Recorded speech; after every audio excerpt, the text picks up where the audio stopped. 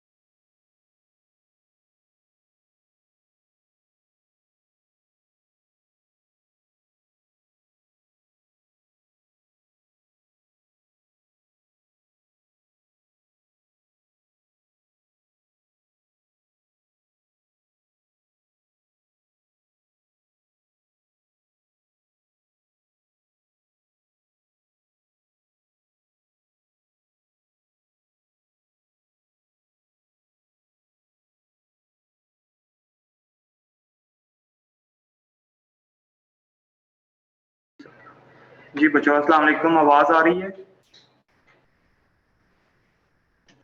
जी Yes, sir. बच्चों,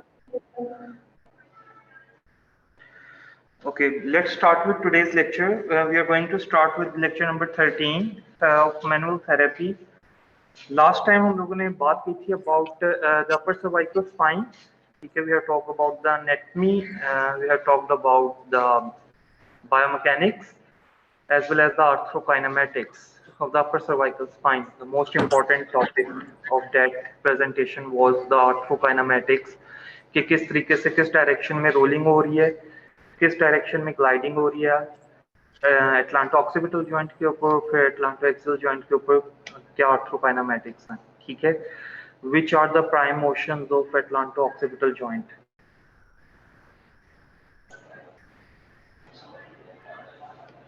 What are the prime motions of atlanto-occipital joint?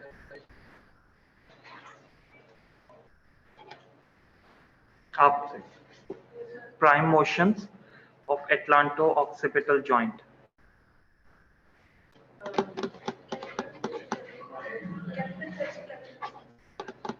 मैंने आपसे नहीं पूछा बेटा।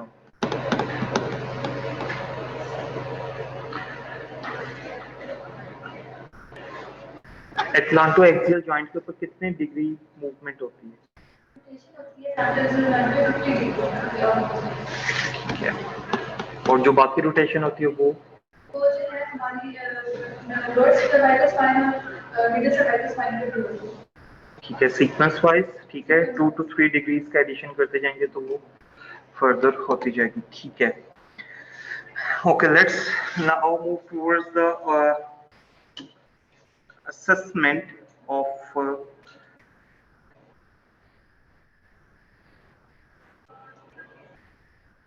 beta.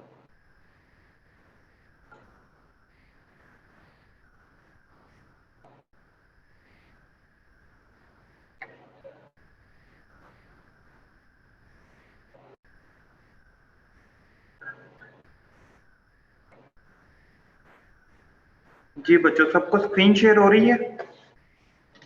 Yes, sir. जी पार्टिसिपेंट्स, ठीक है, okay. Let's start with today's lecture. We are going to start with the physical examination and the assessment of the upper cervical spine. Now you have learned about the upper cross syndrome as well. ठीक है, हम लोगों ने upper cross syndrome की जब बात की थी तब भी हम लोगों ने अपर सर्वाइकल स्पाइन के इश्यूज को बताया था कि जो अपर क्रॉस सिंड्रोम में, क्योंकि इसकी क्लोज प्रॉक्सिमिटी है with the medulla oblongata, with the pons, ठीक है, जिसकी वजह से विद द सेरिबेलम, ठीक है, जिसकी वजह से आपको मल्टीपल साइन एंड सिम्टम्स आ सकते हैं या पेशेंट को due to upper cervical spine issue. ठीक है, बात की थी हम लोगों ने, याद है कि नहीं याद? मैं को ये जुगा लग रहा हूँ, कुछ नहीं याद? नहीं याद? आप लोगों में से किसी को नहीं याद? अपर क्रॉस सिंड्रोम आप लोगों को ही पढ़ाया मैंने, जहां तक मुझे याद है। Okay, let's move to the topic now, the physical examination. There is some introduction, ठीक है, थोड़ा सा आप लोगों को समझाने के लिए कि किस तरीके से अपर सर्वाइकल स्पाइन जो है ये डिफरेंट इश्यूज प्रोड्यूस कर सकती है। ठीक है, ये अपर सर्वाइकल स्पाइन में अगर कोई ग्लाइडिंग का इशू है, ठीक है, या कहीं पे ग्लाइडिंग रिस्ट्रिक्शन है, तो किस तरीके से वो आपको साइन एंड सिम्टम्स प्रोड्यूस करके दे सकती है। ठीक है, पेशेंट आपके पास किन साइन एंड सिम्टम्स के साथ आ सकता है। ठीक है, यूजुअली पेशेंट डिजीनेस के साथ भी आ सकता है, वर्टाइगो के साथ भी आ सकता है, हेडेक के साथ भी आ सकता है। ठीक है, मीन्स टू से कि हम एज अ डॉक्टर अगर एक पेशेंट हमारे पास आता है हेडेक के साथ तो शायद ये किसी को पता हो सिवाय एज अ फिजिकल थेरेपिस्ट आप लोगों के कि जी हेडेक आपकी सर्वाइकल स्पाइन की वजह से भी हो सकता है। नहीं तो यूजुअली हेडेक का क्या होता है कि जी या तो माइग्रेन है, ठीक है, या तो हाइपरटेंशन की वजह से हो रहा है या किसी और वजह से हो रहा है। ठीक है, these are the causes as well, but इस टाइम हमारे माशरे में जितना ज्यादा पोस्चरल स्ट्रेस है, ठीक है, और हम लोग उस चीज को एक्सेप्ट करने के लिए रेडी नहीं है। ठीक है, हम ये नहीं मानते कि हमें पोस्चरल इश्यूज हैं। ठीक है, लाइक टू से अगर आप किसी 45 या 50 प्लस वाले इंडिविजुअल को कह देते हो कि there are degenerative changes in your body, ठीक है, तो वो कहते हैं कि नहीं, दूसरा बंदा भी तो इस उम्र का है, वो तो बिल्कुल ठीक है। मतलब they are comparing themselves with the other of the same age. ठीक है, हालांकि उनको कंपेयर अपने आप के साथ करना चाहिए। ठीक है, मुझे एक सीधी सी बात है, एग्जांपल मैं दे रहा हूँ, लेट्स से डायबिटीज मेलाइटिस है। ठीक है, किसी को वो 40 इयर्स पे स्टार्ट हो जाती है, किसी को वो 70 इयर्स पर जाकर स्टार्ट हो जाती है। ठीक है, तो इट मीन्स कि यार 40 इयर्स पे जिसको स्टार्ट हो रही है, इसका मतलब ये है कि उसके फैमिली मेंबर में हर बंदे को 40 साल के बाद हो जानी चाहिए शुरू? No, there are different risk factors. ठीक है, there are some genetic issues, ठीक है, जिसकी वजह से डायबिटीज मेलाइटिस अगर कर रही है, किसी में बहुत जल्दी कर रही है, जैसे जुवेनाइल डायबिटीज मेलाइटिस है तो वो 25 इयर्स के इंडिविजुअल में भी हो जाती है। ठीक है, सो कहने का मकसद क्या है कि देयर आर सर्टेन चेंजेस और देयर आर पोस्चरल इश्यूज जिनको हम एक्सेप्ट करने के लिए रेडी नहीं है, but these postural issues they are going to make a big difference, ठीक है। Like cervical headache, cervicogenic headache, ये हम लोगों ने टॉपिक भी पढ़ा हुआ है कि सर्वाइकोजेनिक हेडेक की क्या साइन एंड सिम्टम्स आते हैं, ठीक है। और this is 110% due to the cervical spine. हमारी अपर सर्वाइकल स्पाइन, हमारी mid and lower cervical spine, हमारा सर्वाइकोथोरैसिक जंक्शन जब नॉर्मल फंक्शनिंग करता है तो हमें ऐसा कोई साइन एंड सिम्टम नहीं आता।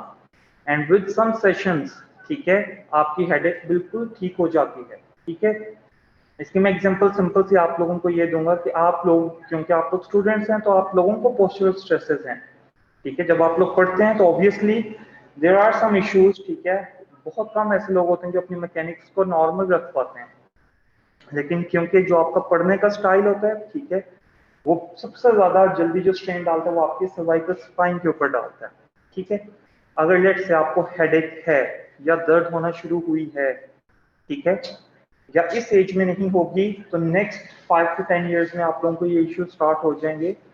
तो उसमें सबसे अच्छा क्या है कि आप सबसे पहले और सबसे इंपॉर्टेंटली आप अपनी सर्वाइकल स्पाइन को मोबिलाइज कर लो, ठीक है, with yourself, by your own, ठीक है। देयर आर मेथड्स, ठीक है, जो कि हम मैनुअल थेरेपी के लास्ट लेक्चर्स में पढ़ेंगे, कि जिसमें हम लोग खुद से क्या कर सकते हैं, अपनी मोबिलाइजेशन कर सकते हैं, जिसको हम लोग सेल्फ मोबिलाइजेशन बोलते हैं, ठीक है। जिस तरीके से हम लोग सेल्फ स्ट्रेचिंग कर सकते हैं, ठीक है, उसी तरीके से हम लोग सेल्फ मोबिलाइजेशन भी कर सकते हैं, ठीक है। So these mobilization will help you to alleviate your symptoms, ठीक है। So now, the craniovertebral region, as with rest of the neck, is a common area for myofascial pain syndrome. Myofascial means the fascia, as well as the muscles, because they are an important source of pain. Okay, now what are the important muscles? Okay, upper cervical spine में जो most important muscle है, the one is the trapezius, the upper trapezius and the levator scapulae. ठीक है, ये दो important muscles हैं जो कि आपकी पेन को प्रोड्यूस कर सकते हैं सर्वाइकल स्पाइन की, अपर सर्वाइकल स्पाइन की खास तौर पर, ठीक है। नाउ वो कहते हैं कि आप सबको पता होगा ट्रिगर पॉइंट्स का, ठीक है, देयर आर ट्रिगर पॉइंट्स, ठीक है, पता है सबको। किसी भी मसल के अंदर एक ऐसा पॉइंट या एक ऐसा बैंड जो कि बाकी तमाम मसल के एरिया से ज्यादा एक्टिव है, उसको हम लोग क्या बोल देते हैं कि that is a trigger point, ठीक है। अब वो एक्टिविटी यूजुअली होती किस वजह से है, ज्यादा एक्टिविटी एक मसल बैंड के अंदर क्यों हो सकती है, या एक पर्टिकुलर बैंड के अंदर क्यों एक्टिविटी ज्यादा हो सकती है, this are due to the muscular issues, ठीक है। मतलब एक कॉन्टिन्यूस लेंथ है, ठीक है। फर्स्ट करें अगर आप लोग सारे, ठीक है, लेट्स से आप लोग सारे इस पोस्चर के अंदर हैं कॉन्टिन्यूस, ठीक है, तो आपके अपर ट्रेपीजियस को कॉन्टिन्यूस इलोंगेटेड रहना पड़ रहा है, लेकिन अपर ट्रेपीजियस इलोंगेट रह रहा है, लेकिन एट द सेम टाइम इसी इलोंगेशन के अंदर उसने क्या करना है, आपकी हेड को कंट्रोल करना है। अगर अपर ट्रेपीजियस ना हो तो आपका हेड क्या करे, लाइक दिस, ठीक है, फॉल कर जाए। एंटी ग्रेविटी पोजीशन जो है आपके हेड की, वो that is due to the trapezius, upper trapezius. Upper trapezius जब आप सिटिंग पोजीशन में, जब आप स्टैंडिंग पोजीशन में हैं, अपर ट्रेपीजियस कॉन्टिन्यूसली वर्क कर रहा है थ्रू आउट द डे, ठीक है, to keep the head in anti gravity position और अगेंस्ट द ग्रेविटी, ठीक है। सो जब भी आप इस नॉर्मल इरेक्ट पोस्चर से फॉरवर्डली मूव कर जाएं या बैकवर्डली मूव कर जाएं, यूजुअली जब आप फॉरवर्डली मूव कर जाते हैं, सेंटर ऑफ ग्रेविटी आपका फॉरवर्डली मूव कर जाए, तो अल्टीमेटली आपके एक्सटेंसर्स को वर्क करना पड़ता है। स्पाइन का सबसे पहला लेक्चर था कि हम लोगों ने सेंटर ऑफ ग्रेविटी को किस तरीके से बैलेंस करते हैं, जहां पे हमारी लाइन ऑफ ग्रेविटी फॉल कर रही होती है, उससे पिछले जो मसल्स होते हैं अगर वो जॉइंट के सेंटर से पास करे तो फिर किसी मसल को काम नहीं करना पड़ता, ना फ्रंट के मसल्स को, ना बैक के मसल्स को। लेकिन अगर सेंटर ऑफ ग्रेविटी आपकी फॉरवर्डली फॉल कर जाए तो बैक के मसल्स, और अगर सेंटर ऑफ ग्रेविटी पीछे फॉल कर जाए तो आपके फ्रंट के मसल्स को सपोर्ट प्रोवाइड करनी पड़ती है, ठीक है। तो इसी तरीके से अपर ट्रेपीजियस जो है, ठीक है, उसमें ट्रिगर पॉइंट्स बनने के बहुत ज्यादा चांसेस हैं, ठीक है। यहां तक बात की समझ आ गई। अपर ट्रेपीजियस है, लिवेटर स्कैपुला है, ठीक है। अगर हम अपर ट्रेपीजियस एंड लिवेटर स्कैपुलाई, नहीं सर, सेंटर ऑफ ग्रेविटी अगर फॉरवर्ड फॉल कर जाए तो बेटा ये सारा कुछ पढ़ाया हुआ है। सेंटर ऑफ ग्रेविटी अगर आपकी जॉइंट के सेंटर में से पास कर रही है तो फिर किसी मसल को काम नहीं करना पड़ता, एक्टिवली कोई मसल काम नहीं कर रहा होता। लेकिन अगर आपके सेंटर ऑफ ग्रेविटी किसी भी जॉइंट के एंटीरियरली फॉल कर जाए तो फिर भी आपके मसल्स को काम करना पड़ेगा, अगर बैकवर्डली फॉल कर जाए तो भी मसल्स को काम करना पड़ेगा।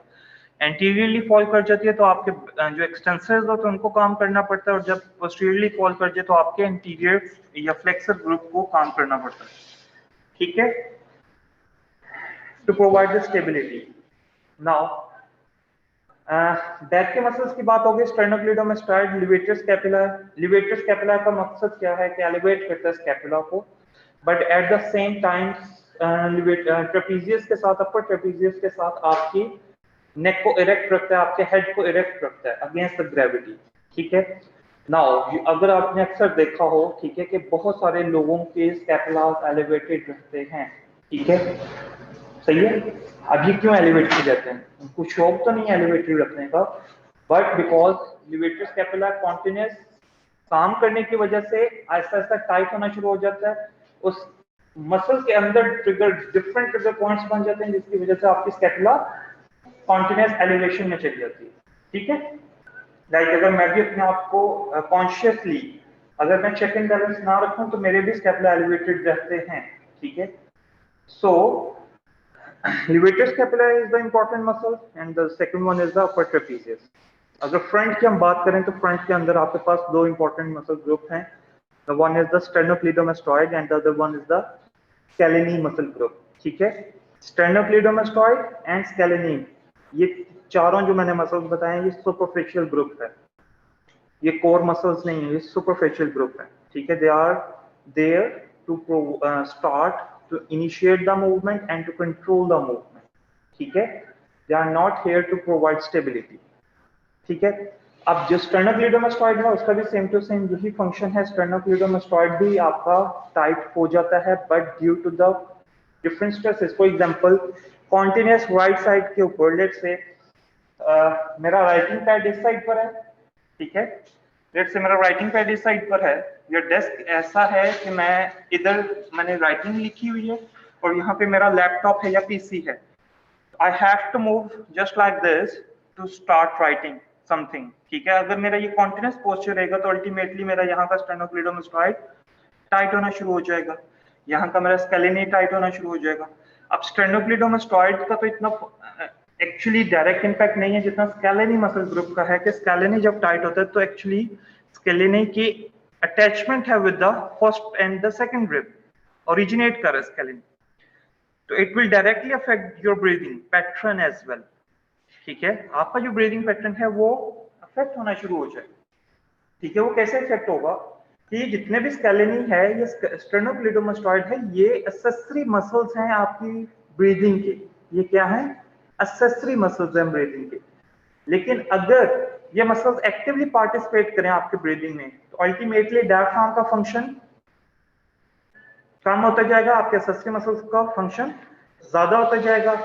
अब अल्लाह ताला ने डायफ्राम को ऐसा बनाया कि डायफ्राम नहीं थकता आपकी ब्रीदिंग से, लेकिन आपके स्केलेटल मसल्स थक जाएंगे। ठीक है, तो जब वो एक्टिवली पार्टिसिपेट करेंगे एक टाइम के ऊपर वो थकना शुरू हो जाएंगे, और विद दैट टाइम फिर एक कॉन्टिन्यूस साइकिल स्टार्ट हो जाएगा कि वो फर्दर टाइटन होना शुरू हो जाएंगे। ठीक है, and that will impair your posture, that will impair your movement as well. Hyper mobility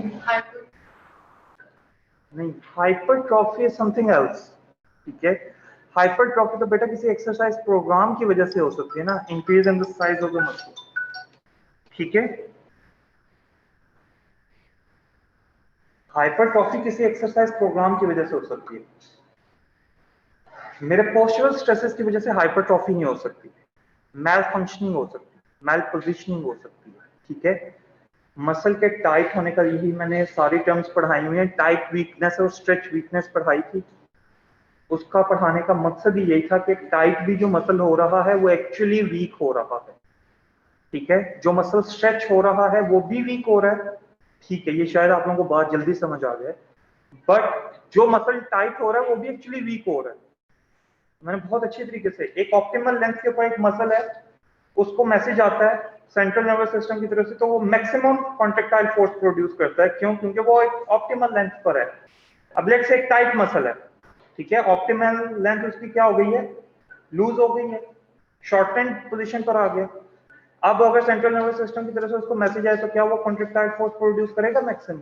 no, उसके पास कोई डिस्टेंस ही नहीं बचा, कैसे कॉन्ट्रैक्ट करे? इतना ही वो कॉन्ट्रैक्ट कर सकते हैं, इससे ज्यादा तो कॉन्ट्रैक्ट कर ही नहीं सकते, क्योंकि मैक्सिमम आपकी कॉन्ट्रैक्टाइल यूनिट्स क्या हो गए, एक दूसरे के ऊपर ओवरलैप कर रहे हैं, एक्टिन एंड मायोसिन फिलामेंट्स। ठीक है, तो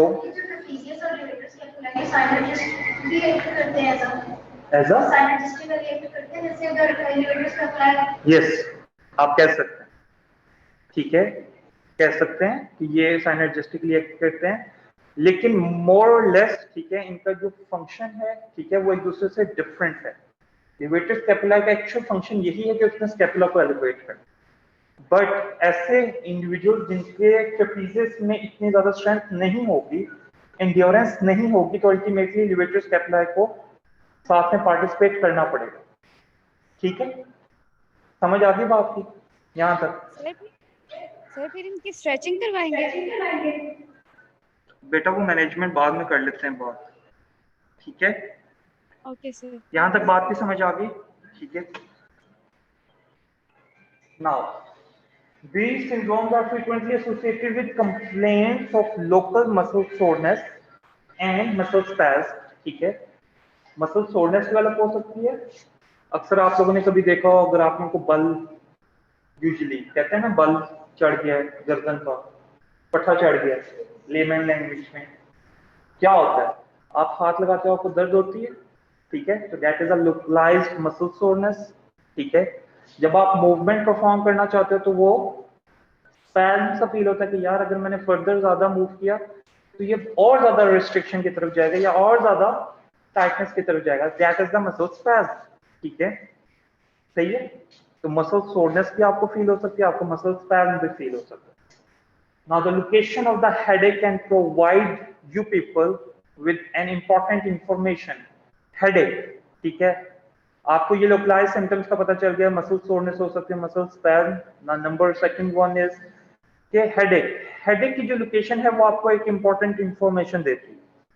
ठीक है, अब हेडेक ऑक्सीपिटल हेडेक भी हो सकता है, फ्रंटल हेडेक भी हो सकता है, प्राइटल हेडेक भी हो सकता है, फेशियल हेडेक भी हो सकता है। ठीक है, मीन्स टू से फेस के ऊपर पेन है तो फेस के ऊपर जो पेन होती है वो यूजुअली किस वजह से हो सकती है, ट्राइगेमिनल न्यूरैल्जिया की वजह से या डेंटल प्रॉब्लम्स की वजह से या टीएमजे डिसफंक्शन की वजह से भी हो सकता है। रेयर केस है। फेस के ऊपर जो पेन है बेटा वो किस वजह से हो सकती है, trigeminal neuralgia the most common issue. ठीक है, अगर नहीं तो फिर डेंटल इश्यूज हैं। ठीक है, अगर डेंटल इश्यू भी नहीं है तो फिर क्या है, टीएमजे डिसफंक्शन है। टीएमजे की वजह से भी मसल पेन हो सकती है, ये भी हम पढ़ चुके हैं, पढ़ा है कि नहीं पढ़ा? ठीक है, नाउ फ्रंटल हेडेक है। ठीक है, तो फ्रंटल हेडेक की सबसे इंपॉर्टेंट जो कॉज है that is the tightness of the muscles.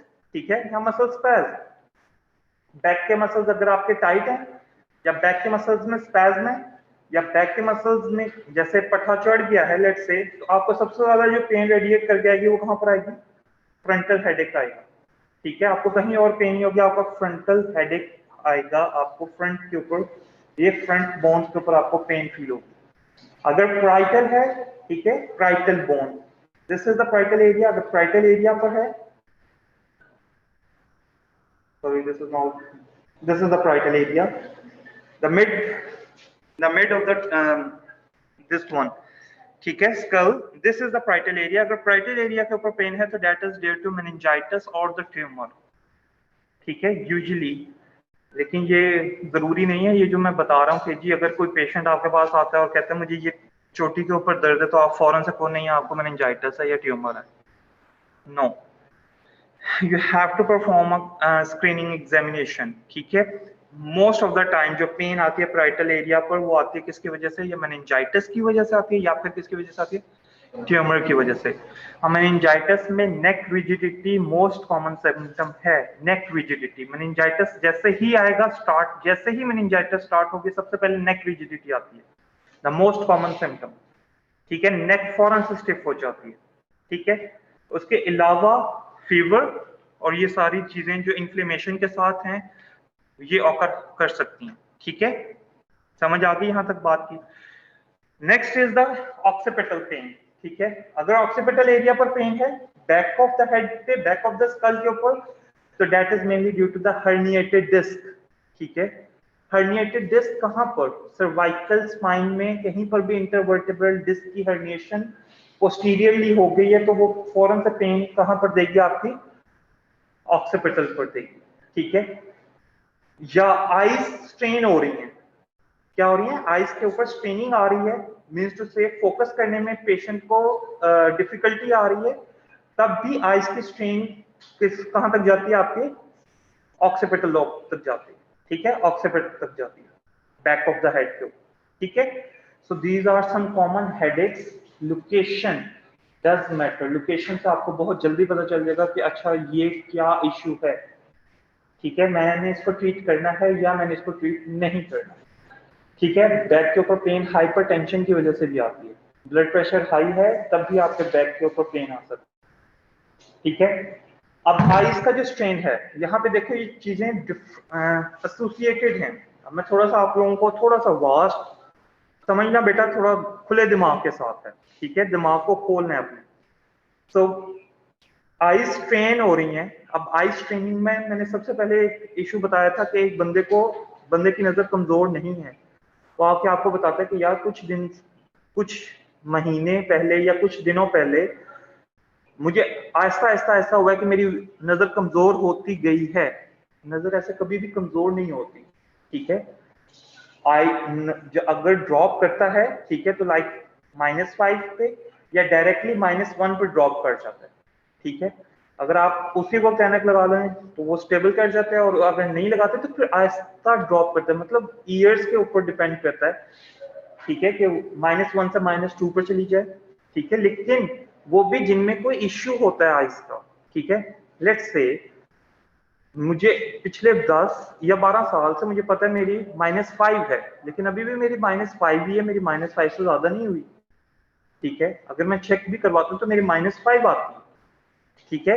तो कहने का मकसद क्या है कि अगर आइज का कोई इश्यू नहीं है और पेशेंट आपको रिसेंट हिस्ट्री देता है कि मेरी आईसाइट वीक हो गई है, तो mainly that is due to the postural stresses, जो मैंने अपर स्क्वाट सिंड्रोम में बताया था कि लेट्स से एलिवेटेड चिन है, ठीक है। एक पेशेंट आता है एलिवेटेड चिन के साथ। अब एलिवेटेड चिन के साथ क्या आप नीचे देख सकते हो? नहीं देख सकते। आपका आईज का एंगल क्या हो गया? चेंज हो गया, ठीक है। So that change in the eyes angle it can lead to the eye strain, ठीक है। सर्वाइकल स्पाइन का ही इशू था, अपर सर्वाइकल स्पाइन का इशू, उसकी वजह से क्या हुआ? आइज के ऊपर स्ट्रेनिंग आई है, और आइज के ऊपर स्ट्रेनिंग आने की वजह से पेशेंट को पेन स्टार्ट हो गया ऑक्सीपिटल, ठीक है। तो मैं कहना क्या चाह रहा हूं कि ये अब आइज की वजह से नहीं है, ये एक्चुअली है किसकी वजह से? अल्टीमेटली अपर सर्वाइकल स्पाइन की वजह से, ठीक है।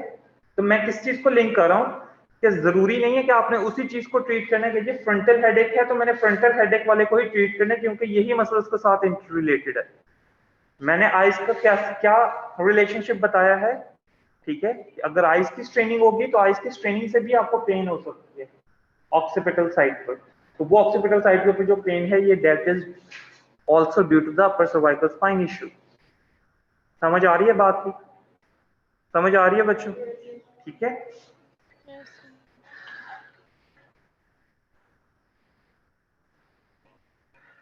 नाउ सबसे पहली बात आ जाती है फिजिकल एग्जामिनेशन में ऑब्जर्वेशन, ठीक है। कोई एक बच्चा आ जाए यहाँ पर, चेयर ले आना, चेयर साथ ले आना।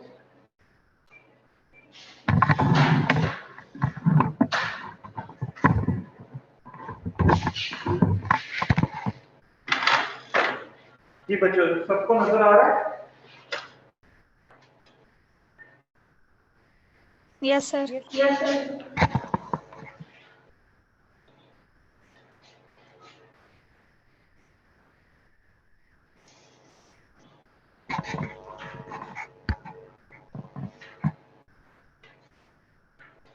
There are 3 planes, ठीक है, जिसमें हम लोगों ने पेशेंट को डिस्क्राइब करना होता है, ठीक है।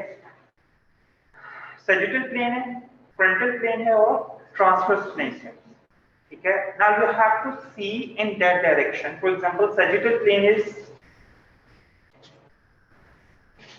एंट्रोपोस्टीरियर डायरेक्शन में, ठीक है। So I have to see from या पोस्टीरियर एंटीरियर डायरेक्शन में कह लो या एंट्रोपोस्टीरियर डायरेक्शन, या मैं एंटीरियर साइड से अपनी आईज मूव करता हूं टुवर्ड्स द पोस्टीरियर डायरेक्शन, या मैं पोस्टीरियर डायरेक्शन से अपनी आईज मूव करता हूं टुवर्ड्स द एंटीरियर डायरेक्शन, ठीक है। तो that will be the sagittal plane. Frontal plane क्या है? Medial to lateral, so I have to move the eyes from one side to another side like this, or from right side towards the left side, ठीक है। Transverse plane क्या है? I have to see in front of my eyes level, ठीक है। मैंने transverse plane में जब देखना है तो मैंने क्या करना है कि मैंने आईज के लेवल पर जाके देखना, ठीक है। मेरी आईज के लेवल पर, ये नहीं कि मैं ऊपर से देख रहा हूँ, नीचे से देख रहा हूँ, like not like this. I have to see with the eyes in the horizontal plane, ठीक है। मैंने जिस भी चीज को व्यू करना है मेरे आईज के लेवल पर होनी चाहिए, ठीक है। समझ आ गई बात की? ठीक है। So the first thing is sagittal plane में अगर हम बात करें, ठीक है, तो आपके पास सबसे पहले आपने बिल्कुल स्ट्रेट रहना है, ठीक है। I have to see from this direction to this direction, posterior direction से एंटीरियर डायरेक्शन में मुझे सबसे पहले क्या चीज नजर आएगी? इसकी सर्वाइकल कर्व नजर आएगी, ठीक है। तो I have to see that curve, is it a lordotic curve और नॉट, ठीक है। अब हमें कैसे पता चलता है कि जी ये लॉर्डोटिक कर्व है या नहीं है, या ये स्ट्रेटनिंग की तरफ चली गई है इसका, ठीक है। लेट्स से आपने इजी रहना, थोड़ा सा जस्ट लाइक एक पेशेंट ऐसे बैठा होगा मेरे सामने, तो मैं क्या कह सकता हूँ कि इसकी सर्वाइकल का लॉर्डोसिस क्या हो गया? लॉस हो गया एक बार, और इसकी मैंने अंदर से मुझे कुछ नहीं पता, ये क्या चीज मुझे बता रही है? ये नॉलेज मुझे बता रहा है कि मिड और लोअर सर्वाइकल स्पाइन इसकी क्या है? स्ट्रेट है, लेकिन अपर सर्वाइकल स्पाइन के ऊपर क्या है? हाइपर एक्सटेंशन है। मींस टू से इसका cervical curve normal lordotic curve नहीं है, ठीक है। सही है, ये सिंपली मुझे ऑब्जर्व करके पता चल रहा है, ठीक है। मैंने कोई एक्सरे नहीं लिया, कुछ नहीं किया, ठीक है। हाँ, अब नॉर्मल पोजीशन के ऊपर आ जाओ, ठीक है। यहाँ पर मैं इसको कह सकता हूँ कि हाँ, इसका सर्वाइकल का जो लॉर्डोटिक कर्व है ये नॉर्मल है, ठीक है। समझ आ गई यहाँ तक बात की, ठीक है। फिर इंपॉर्टेंट चीज क्या है कि आप जहां पर कोई भी ब्रूजेस, ईयर्स के अराउंड कोई भी ब्रूज, ठीक है, आप लोग उस चीज को चेक कर सकते हैं, ऑब्जर्व कर सकते हैं कि कहीं पे कोई ब्रूजिंग, कहीं पे कोई स्वेलिंग तो नहीं है, ठीक है। अगर आप इस यहाँ पे इस चीज को देख रहे हैं तो आपने अपोजिट साइड के ऊपर भी इस चीज को देख रहे हैं कि यहाँ पर भी कोई ब्रूजेस वगैरह तो नहीं है। सर्वाइकल कर्व के लिए आपको सिर्फ एक साइड काफी है, आपको दूसरी साइड से देखने की जरूरत नहीं है, ठीक है। So in the sagittal plane you are going to observe all these things, ठीक है। समझ आ गई बात की? Sir, after cervical की hyperextension होगी और middle lower में मैंने वो सिनेरियो बताया है कि लेट्स से ये पेशेंट इस तरीके से बैठा हुआ है, तो तब ऐसे होगा, ये कोई मैकेनिज्म नहीं है, जस्ट ऑब्जर्विंग दिस, ठीक है। मैं आपको ये बताऊं कि मैंने ऑब्जर्वेशन, अगर इस पोस्चर के साथ पेशेंट आएगा तो ये ऑब्जर्वेशन होगी मेरी, ठीक है। मैं सिर्फ ये बता रहा हूं, ठीक है। नेक्स्ट, अच्छा, ज्यादा अच्छा एग्जामिनेशन करना है, ठीक है, तो आप शर्ट ऑफ करवा के इसके शोल्डर्स को भी एग्जामिन कर सकते हैं, ठीक है। क्योंकि जो अपर एक्सट्रीमिटी है it is directly related to the cervical spine, ठीक है। Lower extremity is directly related to the lumbar spine, ठीक है। तो आप शोल्डर्स को भी चेक कर सकते हैं, ठीक है। यहां तक बात की समझ आ गई, ठीक है। नाउ सैजिटल प्लेन के बाद अगर आपने देखना फ्रंटल प्लेन, तो फ्रंटल प्लेन में लेट्स से पीछे खड़े हो जाएं, ठीक है, या फिर सामने की तरफ खड़े हो जाएं, ठीक है। सामने से आपको भी देखना आइस का लेवल, आइस का लेवल, आईब्रोज का लेवल, ठीक है, क्या ये नॉर्मल लेवल है या नहीं है, ठीक है। समझ आ गई बात की? इसके अलावा अगर आप पीछे से देख रहे हैं तो पीछे से आप लोगों ने हेयर लाइन को देखना है। हेयर लाइन जो है, आपने कभी भी किसी कोई ऐसा स्टाइलिस्ट हेयर स्टाइलिस्ट ऐसा तो नहीं देखा होगा जो ऐसे टेढ़ी हेयर लाइन बनाए, ऐसा तो कभी नहीं ना देखा। मेल का ज्यादातर हेयर जो स्टाइलिस्ट होता है वो सीधी ही बनाता है, या वो ऐसे zigzag बना देगा लेकिन होगी वो भी सीधी। ठीक है, कहने का मकसद क्या है कि हेयर लाइन आपने देखनी है, हेयर लाइन हॉरिजॉन्टल लेवल पर है या नहीं है, बिल्कुल स्ट्रेट होनी चाहिए। ठीक है, हेयर लाइन अगर किसी एक साइड पे टिल्ट कर रही है, ठीक है, तो दैट इज अ डिफॉर्मिटी। ठीक है, where it is in the upper cervical spine. ठीक है, फिर मोस्ट कॉमनली मैस्टॉइड प्रोसेसेस। ठीक है, ये ईयर्स के बिल्कुल पीछे आपके पास जो बोनी बम्प आता है, that is the mastoid process. ठीक है, यहाँ पे हाथ लगा के देखो। ठीक है, बिल्कुल ईयर्स के पीछे that is the mastoid process. Mastoid processes को आप कैलकुलेट करके क्या देख सकते हो कि क्या ये नॉर्मल लेवल पर है या नहीं है। समझ आ गई बात? टिल्ट तो नहीं कर रहा मैस्टॉइड प्रोसेस किसी एक डायरेक्शन में। अगर किसी एक डायरेक्शन में टिल्ट कर रहा है तो इट मींस कि आपको फौरन से पता चल जाएगा कि अपर सर्वाइकल स्पाइन यहाँ पर क्या है, इशू क्रिएट कर रही है। ठीक है, आप जैसे अपर सर्वाइकल स्पाइन के मूवमेंट्स करवाकर देखोगे आपको फौरन से पता चल जाएगा अपर सर्वाइकल स्पाइन की कौन से मूवमेंट रिस्ट्रिक्ट है। ठीक है, so that observation is very much important. यहां तक बात की समझ आ गई? ईयर्स का लेवल चेक कर सकते हैं, दोनों ईयर्स का। ठीक है, हेयरलाइन का लेवल, मैस्टॉइड प्रोसेसेस का लेवल, ये तमाम लेवल्स चेक करने हैं। ठीक है, इसी तरीके से सामने से इसका लेवल, ठीक है, आप लोगों ने चेक कर, आईब्रोज का लेवल चेक कर सकते हैं। यहां तक बात की समझ आ गई? फ्रंट के ऊपर देखने के कहीं पर कोई ब्रूज वगैरह तो नहीं है। ठीक है, जॉ को देखना है, खासतौर पर जॉ की कहीं पर टिल्टिंग तो नहीं है किसी एक साइड के ऊपर। ठीक है, समझ आ गई बात की?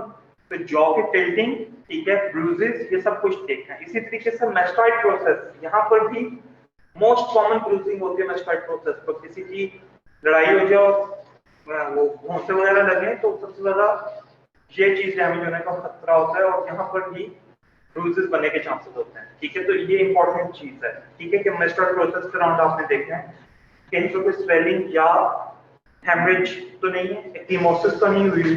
ठीक है, समझ आ गई बात की? हॉरिजॉन्टल प्लेन के ऊपर अगर आप आए, हॉरिजॉन्टल प्लेन के ऊपर आपने बिल्कुल आइज के लेवल के ऊपर, ठीक है, आपने इन सब चीजों को देखना है जिन चीजों के बारे में मैंने आपको बताया। ठीक है, आइज के लेवल के ऊपर। अब आपने क्या करना है, आइज के लेवल पर बैठना है पेशेंटली। ठीक है, और अब आपने देखना है इसकी स्पाइन को। ठीक है, अब आप इसको चारों तरफ से देखेंगे कि क्या हॉरिजॉन्टल प्लेन में कोई डिफॉर्मिटी तो नहीं आ रही। ठीक है, हॉरिजॉन्टल प्लेन में कहीं पर ये रोटेट तो नहीं कर रहा किसी भी डायरेक्शन में। ठीक है, राइट से लेफ्ट, इसमें कहीं पर किसी राइट साइड के ऊपर रोटेशन तो नहीं की स्लाइड से भी। समझ आ गई बात की? ठीक है, तो हॉरिजॉन्टल प्लेन में आपने आइज के लेवल पर देखना है कि क्या कोई एसिमेट्री तो नहीं है। ठीक है, इसकी सर्वाइकल स्पाइन के अराउंड। ठीक है, और चीजें सारी यही होंगी। आप हेयरलाइन को देख सकते हो, आप ईयर्स के लेवल को देख सकते हो, आप आइज के लेवल को देख सकते हो, हॉरिजॉन्टल प्लेन। ठीक है, समझ आ गई बात की? यहां तक कुछ का कोई क्वेश्चन? एक इंपॉर्टेंट चीज जो है सैजिटल प्लेन में आपने एक चीज ये भी देखनी होती है कि ये जो इसकी नोज और चिन है ये बिल्कुल अलाइंड हो किसके साथ, स्टेर्नम के साथ। सैजिटल प्लेन में आपने क्या क्या देखना होता है कि नोज, चिन, ये किसके साथ अलाइन हो, स्टेर्नम के साथ, या इसकी जो लाइन है ये फॉल कर रही है स्टेर्नम के साथ कि नहीं कर रही। ठीक है, अगर पीछे है, ठीक है, तो इट मींस कि there is a military brace posture. Posture मैं बता चुका हूं, फॉल्टी पोस्चर। ठीक है, कि मिलिट्री ब्रेस पोस्चर है, अगर आ गया तो that is a forward head posture. ठीक है, अगर आगे है स्टेर्नम से तो that is a forward head posture, और अगर बहुत ज्यादा पीछे है तो इट मींस कि that is a military brace posture. ठीक है, स्टेर्नम ये नहीं कि जहां से स्टेर्नम नॉच शुरू हो रही है, स्टेर्नम मींस जहां से स्टेर्नम स्ट्रेट हो रही है, इस पर आपकी लाइन ड्रॉ फॉल करनी चाहिए। समझ आती बात की? ठीक है, so that is the observation you are going to study. Shoulder के लेवल के ऊपर अगर आप शोल्डर को एक्सपोज करते हो तो शोल्डर पर आप डिफॉर्मिटी देख सकते हो कि कहीं पर वीकनेस तो नहीं है। डेल्टॉइड रीजन आपको फौरन से पता चल जाएगा कि डेल्टॉइड रीजन पे एक कॉपी तो नहीं हुई। ठीक है, जहां पे आपको ग्लेनोइड हेड, ठीक है, सॉरी ह्यूमरल हेड का वाज़ेह फील हो रहा हो, देखने से आपको पता चल जाता है कि यहाँ पे एक कॉपी तो नहीं है। फ्लैटनेस तो नहीं है, ठीक है, ये आपने देखना है।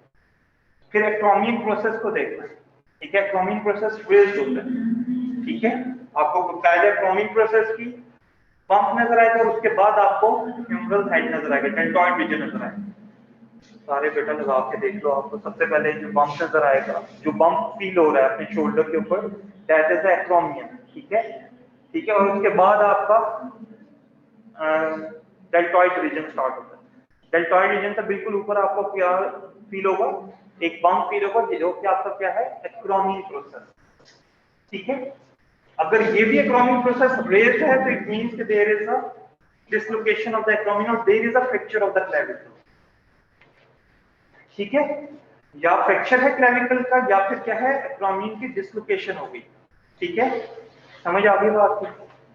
स्टेप डिफॉर्मिटी जिसको हम लोग बोलते हैं, स्टेप, वो बकायदा स्टेप फील होता है जस्ट लाइक दिस, ये जो स्टेप बना हुआ है ना बेटा, ठीक है, आपको ऐसे नॉर्मल में कभी स्टेप नहीं फील होगा, स्लोपीनेस फील होगी। एक बम्प है, उसके बाद स्लोपी नेचर के साथ आपका डेल्टॉइड रीजन स्टार्ट होगा। लेकिन जहां पर आपको बम्प नजर आए उसके बाद फिर लाइक दिस 90 डिग्री का एंगल हो और फिर आपका डेल्टॉइड रीजन शुरू हो, ठीक है, स्टेप के बाद डेल्टॉइड रीजन शुरू हो, तो दैट मींस कि that is a deformity, step deformity, जिसको हम लोग बोलते हैं कि जी क्लेविकुलर फ्रैक्चर के अंदर या एक्रोमियो क्लेविकुलर जॉइंट इंजरी में बनती है। समझ आ गई बात की। एक्रोमियो क्लेविकुलर जॉइंट इंजरी तभी होती है जब आपकी क्लेविकल की डिसलोकेशन हो जाए, ठीक है, एक्रोमियन की डिसलोकेशन हो जाए, ठीक है, यहां तक बात की समझ आ गई। Any question? जी बच्चों, कोई क्वेश्चन है?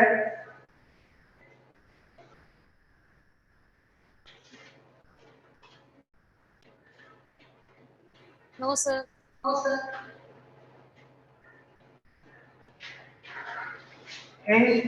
इस स्लाइड को पढ़ना है सब बच्चों ने, आप पढ़ो।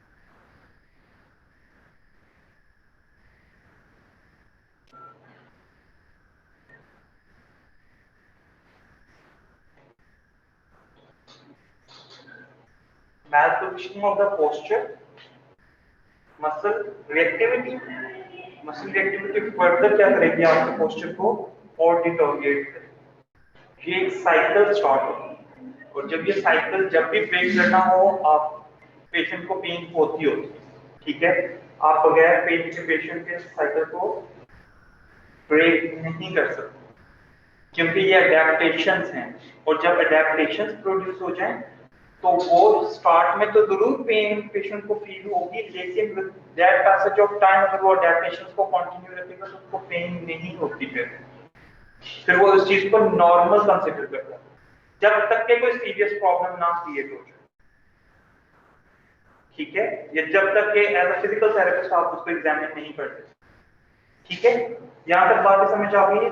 सर सबसे पहले जो मेथड होता है मसल होते हैं तभी आप पोस्चर, कोई भी एक चीज हो सकती है, आपका पोस्चर हो सकता है, joints, posture means skeletal system.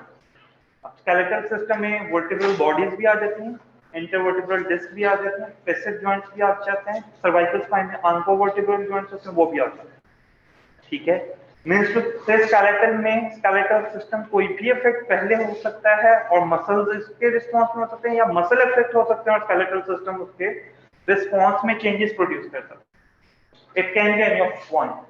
Young individuals में मसल का काम पहले है, यंगर इंडिविजुअल्स के अंदर, लेट्स से मैं आपके पास आता हूं पेन के साथ, तो मेरे में आपने क्या कंसीडर करना है कि हाँ इनमें मसल का इश्यू पहले आ सकता है, क्योंकि यंगर इंडिविजुअल्स में स्केलेटल इश्यूज तो नहीं ना जल्दी आते, डिजेनरेटिव चेंजेस तो नहीं ना आते, लेकिन अगर ओल्डर इंडिविजुअल आपके पास आएगा तो फिर आपने क्या कहना है, yes due to these degenerative changes, ठीक है, मसल्स ने क्या करना शुरू कर दिया, अपने आप को वीक करना शुरू कर दिया, या उनकी एंड्योरेंस लूज हो गई।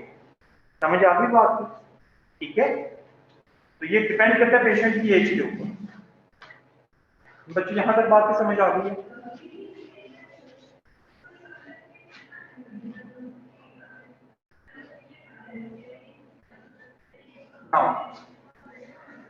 Now here comes your physical examination. ठीक है, सबसे पहले हम लोग कैसे स्टार्ट करते हैं फिजिकल एग्जामिनेशन? ऑब्जर्वेशन होगी जी बच्चों। तो मूवमेंट के बारे में ये एक्टिवली मूवमेंट कर रहे हैं उसको कैसे? सबसे पहले एक्टिव मूवमेंट। ठीक है, अच्छा अब आप पेशेंट को क्या कहते हैं? पेशेंट को कहते हैं कि आपने अपनी चिन को अपनी नेक के साथ या अपने थ्रॉट के साथ लगाने की कोशिश करें। लगाएं जी। No, that is wrong. ठीक है, पेशेंट को नहीं समझ आती जल्दी। चिन को थ्रॉट के साथ लगाने की कोशिश करनी।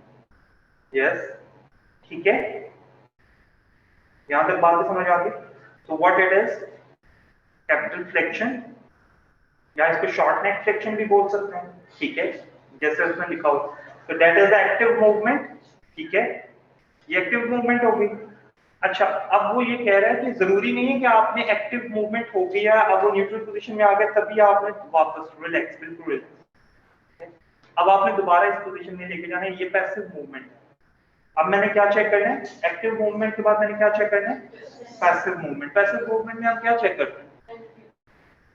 Quality and feel. बेटा क्वालिटी एंड फील।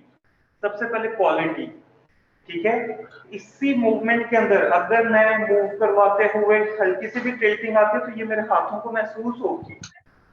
ठीक है, करवा रहे हैं। क्या लग रहा, हाथ लगा रहे हैं।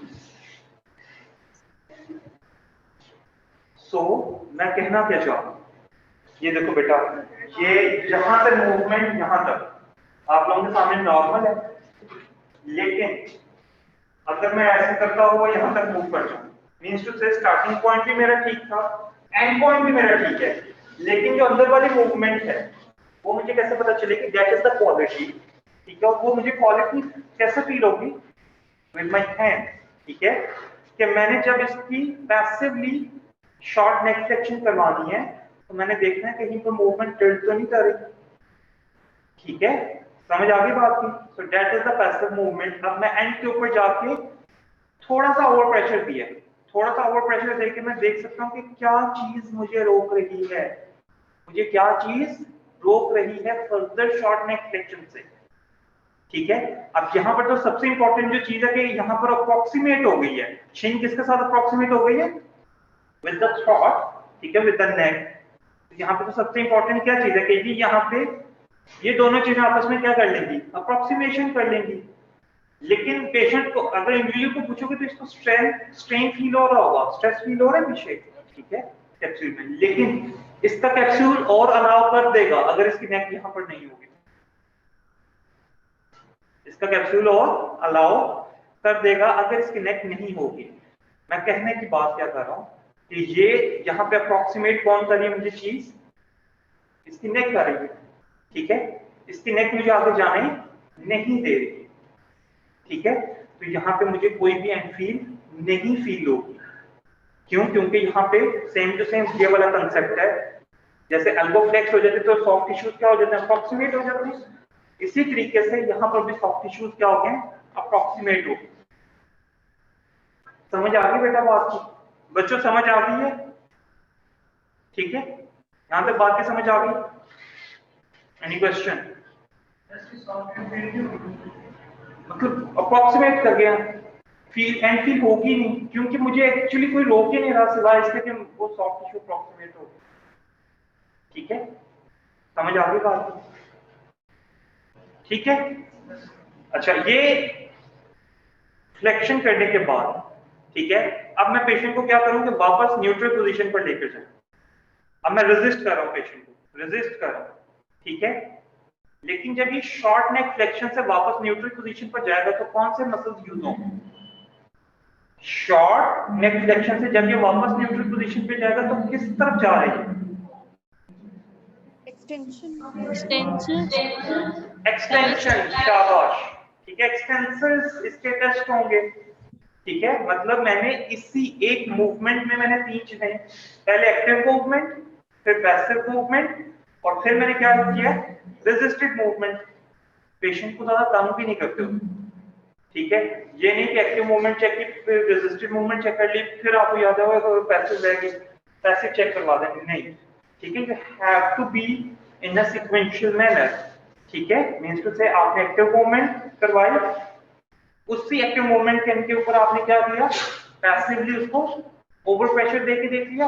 नहीं, अगर आपको लगा आपने न्यूट्रल पोजीशन से दोबारा मूवमेंट करवा के देखना है क्वालिटी को चेक करने के लिए एंड फील को चेक करने के लिए, फिर आपने क्या करवाना है, पेशेंट जब इस पोजीशन के अंदर है आपने पेशेंट को क्या कहना है कि वापस कहां जाए, न्यूट्रल पोजीशन की तरफ जाए या वापस जाए नॉर्मल पोजीशन की तरफ, जी वापस जाए।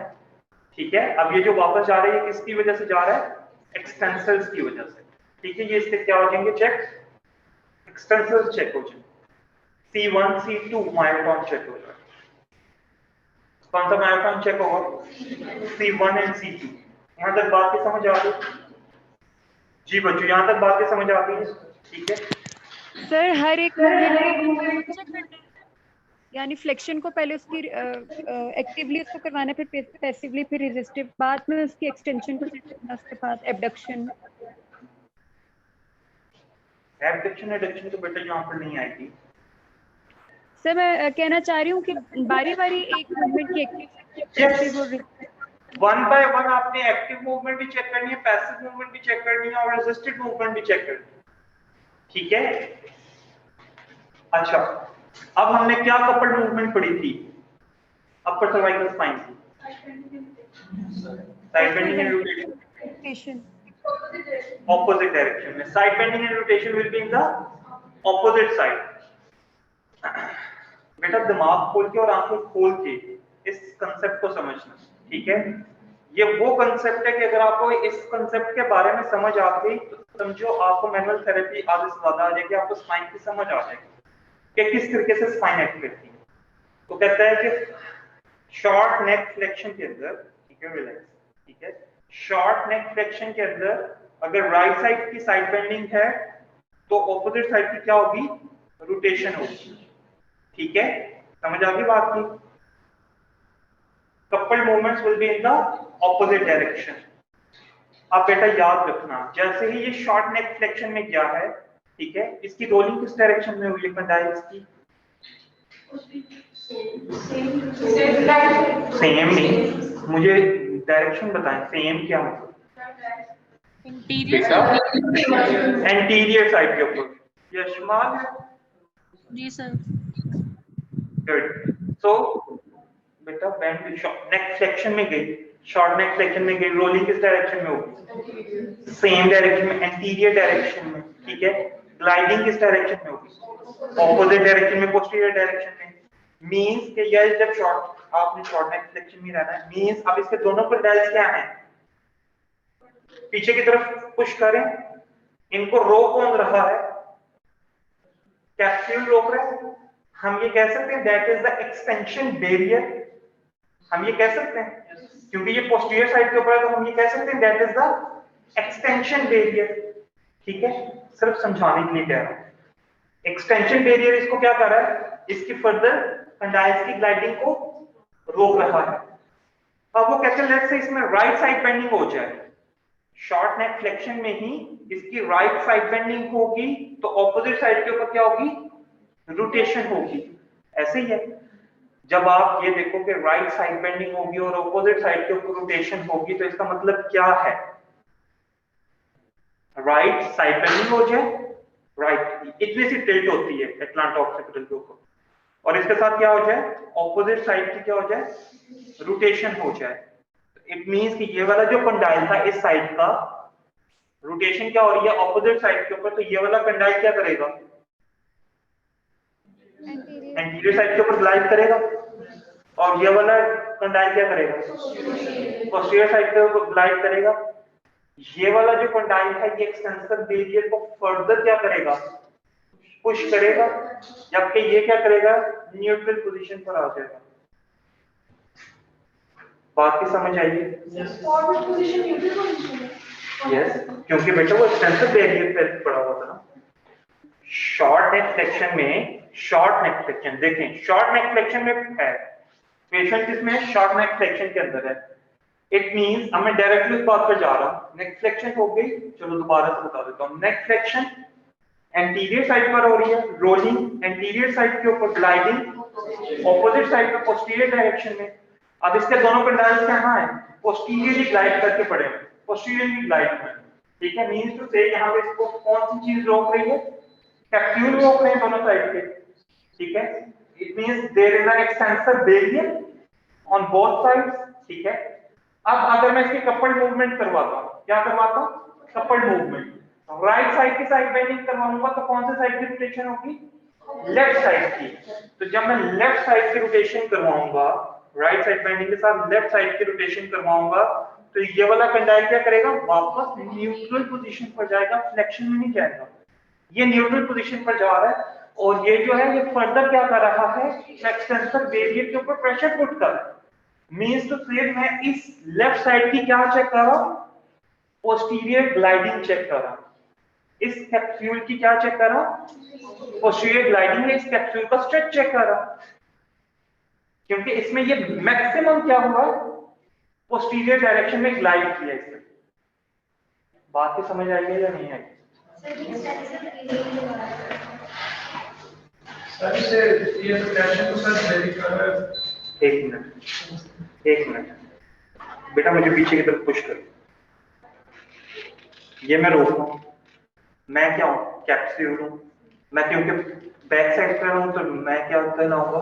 Extensor barrier. अगर ये आगे की तरफ मुझे जोड़ लगाए, आगे की तरफ जोड़ लगाओ, ठीक है, तो मैं भी कैप्सूल हूं, लेकिन मैं कौन सा साइड पर हूं? एंटीरियर साइड पे तो आई एम फ्लेक्सर बैरियर। आप बताओ क्या कह रहे हैं? सर वही नाम क्या फ्लैशन को वो लिमिट कर रहा है तो उसका नाम एक्सटेंसिव बैरियर, क्योंकि मुझे ग्लाइडिंग उस डायरेक्शन में होगी। समझ आ गई बात? मेरा कैप्सूल कौन सा साइड होगा? स्ट्रेच कौन सा? तो ये साइड है, एंटीरियर साइड से मुझे क्या लेना है? यहाँ दिस इज द मैकेनिज्म जो बात समझने की है। ये बात समझेंगे तो आप ग्लाइडिंग कर सकेंगे, ठीक है। मैंने किस डायरेक्शन में ग्लाइडिंग करनी है तो पेशेंट ठीक होगा। बेटा बात की समझ आइए। ये कल मैंने हर बच्चे से ये मैकेनिज्म सुनना है अगली दफा, ठीक है। मुझे ऐसे इची बीची समझानी है, ठीक है। मुझे कुछ नहीं आएगा आज के बाद, मुझे नहीं पता चलेगा। मैं दोबारा बता रहा हूं। Short neck flexion means to say मेरे जो ऑक्सीपिट है इट विल बेंड फॉरवर्डली। जब ये फॉरवर्डली बेंड करेगा तो मेरी कंडाइल्स की रोलिंग भी क्या है? एंटीरियर डायरेक्शन में है। ग्लाइडिंग क्या है? पोस्टीरियर डायरेक्शन में है।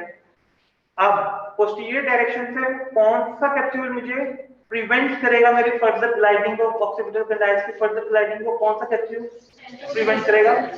एक्सटेंसर साइड का, और उसको हम कहेंगे कि that is N extensor barrier, ठीक है। नाउ इसी शॉर्ट नेक फ्लेक्शन में मैं क्या करता हूं? अब लेफ्ट साइड की साइड बेंडिंग करवाता हूं, किस साइड की? लेफ्ट साइड की साइड बेंडिंग करवाता हूं। तो लेफ्ट साइड की साइड बेंडिंग के साथ कपल्ड मूवमेंट कौन सी है? राइट साइड की रोटेशन, ठीक है बेटा। ये बहुत आसान है। ऑपोजिट साइड की रोटेशन, ऑपोजिट साइड की रोटेशन, अपर सर्वाइकल स्पाइन के लिए ऑपोजिट साइड की रोटेशन, बस, ठीक है। तो लेफ्ट साइड बेंडिंग के साथ कौन सी होगी? राइट साइड की रोटेशन, ठीक है। राइट साइड की रोटेशन हुई तो ये वाला कंडाइल क्या कर दिया? वापस अपनी न्यूट्रल पोजीशन पर आ गया और ये वाला कंडाइल फर्दर अपने एक्सटेंसर बैरियर को पुश किया। So that extensor barrier which is further pushed down by the occipital condyle, it means कि मैंने right side की posterior glide को क्या किया है? चेक किया। मैंने right side की posterior glide को चेक किया, क्योंकि लेफ्ट साइड वाला तो वापस न्यूट्रल पोजीशन पर चला गया ना, ठीक है। उसने तो किसी चीज को नहीं देखा या उसने तो किसी चीज को जाकर स्ट्रेच नहीं किया, वो तो वापस अपनी नॉर्मल पोजीशन पर आ गया। लेकिन एक्चुअली जो राइट साइड का कंडाइल था उसने क्या किया? फर्दर जाके पुश करना शुरू कर दिया। बेटे ये मेरी हरकतें भी याद रखोगे तो भी आधी चीज याद रहेगी। उन्होंने फर्दर जाके क्या किया? पोस्टीरियर कैप्सूल को स्ट्रेच किया, मींस टू से उसने पोस्टीरियर ग्लाइड आपने चेक की है, आपने चेक की है पोस्टीरियर ग्लाइड। समझ आ गई बात की? सर जो सी साइड की ग्लाइड चेक करनी है कंडाइल की, फिर उसके ऑपोजिट साइड पे हम वो करवाएंगे राइट साइड बेंडिंग और रोटेशन ऑपोजिट साइड की होगी। मतलब लेफ्ट साइड की साइड बेंडिंग है तो एक्चुअली में राइट साइड की ग्लाइडिंग चेक, जैसे भी याद रखना। याद रखना है, लेकिन ज्यादा बेहतर क्या है कि एक सीक्वेंस हो, आपको स्टेप बाय स्टेप पता हो कि एक्चुअली हो क्या रहा है मेरे ऑक्सीपिटल एनालिसिस। ठीक है, स्टेप बाय स्टेप पता हो तो ज्यादा अच्छी बात है ना। ठीक है, यहां तक बातें समझ आ गई। नाउ सेम, अब पेशेंट को हम क्या कहते हैं, शॉर्ट नेक एक्सटेंशन। पेशेंट को क्या कहते हैं, भाई अपनी चिन को छत की तरफ, या देखो छत की तरफ, लेकिन सिर्फ आपकी चिन मूव करे। ठीक है, इसमें इसकी सर्वाइकल स्पाइन मूव कर रही है। ठीक है, मुझे सर्वाइकल स्पाइन पे कुछ नहीं लेना है। आप दोबारा मूव करो। नो,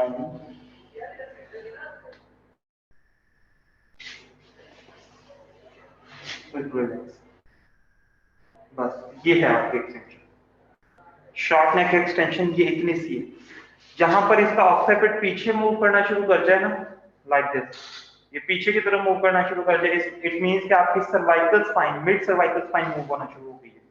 ठीक है, न्यूट्रल पोजीशन से सिर्फ जस्ट लाइक दिस, ये देखो न्यूट्रल पोजीशन है, this is the capital extension. ठीक है, जस्ट एलिवेशन ऑफ द चिन। क्या हुआ है, एलिवेशन ऑफ द चिन। ये अब नजर आ रहा, नो सर अब आ रहे हैं। ये न्यूट्रल पोजीशन है, जस्ट लाइक दिस। मतलब न्यूट्रल पोजीशन से मेरी सिर्फ एलिवेशन होगी इसकी चिन की, तो that is the short neck extension. ठीक है, मुझे अपने किसी भी पेशेंट को ये अलाउ नहीं करना, नहीं भाई चुप ही जाओ, नहीं। ठीक है, आपने स्टॉप कर देना, आपने उसको समझाने की कोशिश करनी है कि this is the active movement, आपने ये एक्टिव मूवमेंट परफॉर्म करवाना। समझ आ गई बात की। शॉर्ट नेक एक्सटेंशन करवाने के बाद आपने क्या करना है, रिलैक्स,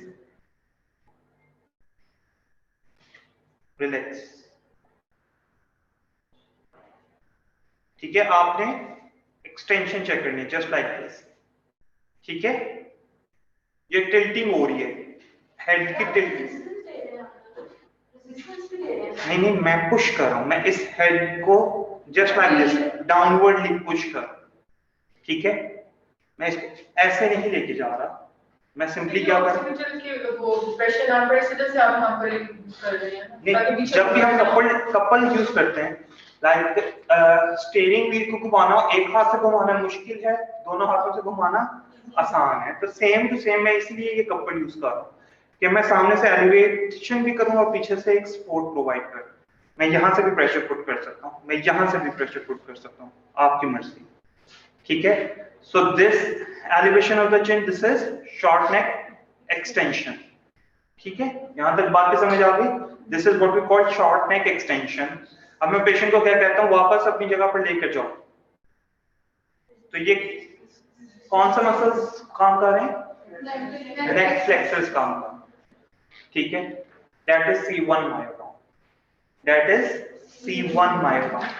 ठीक है, एक्सटेंसर्स जब काम कर रहे थे तो 2 मायोटॉम्स थे और एक क्रेनियल नर्व भी, 11th क्रेनियल नर्व भी काम करती है। 11th क्रेनियल नर्व का आपको पता भी चल जाता है कि 11th क्रेनियल नर्व ठीक काम कर रही है या नहीं, जब एक्सटेंसर्स मसल्स काम कर रहे हैं। ठीक है, अब फ्लेक्सर्स मसल्स काम कर रहे हैं तो आपका C1 मायोटॉम आपको पता चल जाए, मायोटॉम। यहां तक बातें समझ आ गई। पता है ना ग्रेड 5 क्या होता है, ग्रेड 4 क्या होता है, ग्रेड 3 क्या होता है, ग्रेड 2 क्या होता है, 1 क्या होता है, क्या नहीं पता, पता है। ठीक है, वही आपने यहाँ पे असेस करना है कि ग्रेड 5 में, ग्रेड 4 में, ग्रेड 3 में, ग्रेड 2 में, ग्रेड 1 में। समझ आ गई यहाँ तक बात की। ठीक है, इसी तरीके से जो पैसिव मूवमेंट है, उस पैसिव मूवमेंट में आपने क्या चेक करना है, क्वालिटी को चेक करना है और एंड फील्ड को। ठीक है, यहाँ पे आपने सिर्फ जाके एंड फील्ड को चेक करना है। यहाँ पे जो मेजर चीज आती है that is the bony end field. अगर आपको यहाँ पे बोनी एंड फील्ड महसूस होगी तो दैट इज द पैथोलॉजिकल और that is the serious condition. ठीक है, that is a serious condition. ठीक है, वो कहते हैं शॉर्ट नेक फ्लेक्शन के साथ, शॉर्ट नेक फ्लेक्शन के साथ अगर पेशेंट को इलेक्ट्रिक शॉक लाइक सेंसेशन आए, means electric shock like sensation, तो उसको बोलते हैं लर्मिट साइन। उसको क्या बोलते हैं, लर्मिट साइन, LHERMITES, लर्मिट साइन। ठीक है, वो लर्मिट साइन क्या है, सीरियस इंडिकेशन है कि there is some major pathology. ठीक है, समझ आ गई बात की? सर स्पेलिंग दोबारा बता दें। LHERM बेटा लिखा होगा यहाँ पे, यहाँ तक बात की समझ आ रही है? ठीक है, समझ आ गई बेटा? अब आपने एक्टिव मूवमेंट भी चेक कर लिया, आपने पैसिव मूवमेंट भी चेक कर लिया, आपने रेजिस्टेड मूवमेंट भी चेक कर लिया, ठीक है? अच्छा, अगर आपको एक्टिव पैसिव रेजिस्टेड मूवमेंट में आपको कुछ नहीं मिलता, क्या नहीं मिलता? कुछ नहीं मिलता, ठीक है?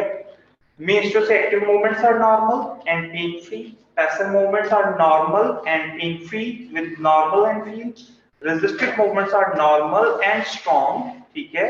तो फिर अल्टीमेटली आपने किसकी तरफ जाना है? Towards the coupled movement. आपको सिंगल मूवमेंट या सिंगल प्लेन की मूवमेंट में अगर कुछ नहीं मिला तो आपको कपल्ड मूवमेंट में जरूर मिलेगा, ठीक है? तो वो क्या कहता है? वो कहता है अगर आप सर्वाइकल स्पाइन की अपर सर्वाइकल स्पाइन की एक्सटेंशन करवाते हो, इसमें भी सेम वही कंसेप्ट है, राइट साइड की साइड बेंडिंग करवाओगे तो ऑपोजिट साइड की क्या होगी? रोटेशन होगी। लेकिन यहाँ पर ग्लाइडिंग क्या है? डिफरेंट है। वो कैसे डिफरेंट है? अब यहाँ पर क्या है? शॉर्ट नेक एक्सटेंशन है। शॉर्ट नेक एक्सटेंशन में ऑक्सीपिट क्या कर रहा है? बैकवर्डली टिल्ट कर रहा है, ठीक है? रोलिंग क्या हो रही है? बैकवर्डली रोलिंग हो रही है। ग्लाइडिंग क्या हो रही है? इंटीरियर ग्लाइडिंग हो रही है।